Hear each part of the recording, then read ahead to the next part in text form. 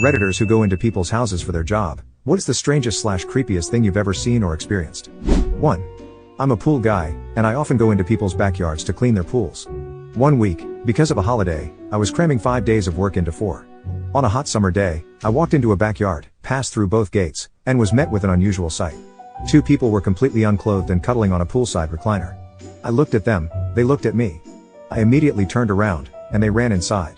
I see the owners all the time, but I'd never seen them before. The next week, I went back, and the wife was outside. We started chatting, and I asked if she'd had any visitors recently. She said no.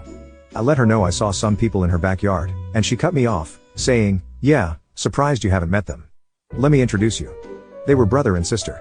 They canceled service within 2 months." 2. I used to volunteer for a wildlife rescue. I went to an elderly woman's house to pick up a baby bird she had found. When I arrived, she carefully uncovered it from the towel she had placed it in. It was just a chestnut. 3. A couple of years ago, I worked for a cleaning company. On one of my first days, I was cleaning a woman's house and entered a room on the 2nd floor. The room was full of only clocks and mirrors. I've never been so aware of my own mortality. 4. Back when I was a door-to-door salesman, I had a couple of odd experiences. One guy gave me a tour of a massive backyard shed he used for fermenting wine. It was actually pretty interesting. He explained a lot about the process and what it was like running a home winery. He didn't buy anything from me, though. Another guy did buy from me, but when I stepped out to print his receipt, he was waiting for me when I returned, wearing nothing but a very short bathrobe. The robe just so happened to fall open as he received his receipt. He then asked if I'd like to stay for coffee. I did not stay for coffee. 5.